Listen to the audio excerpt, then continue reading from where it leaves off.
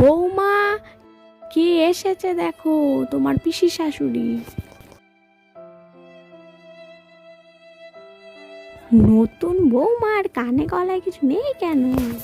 সোনা গয়না থাকলে না পড়বে।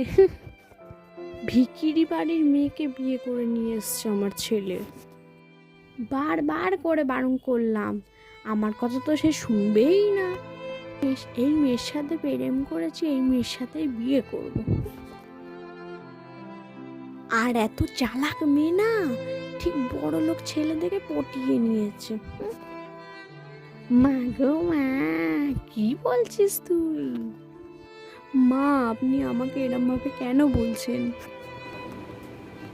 আমার বাবা গরিব হতে পারে, কিন্তু ভিখিরি নয়।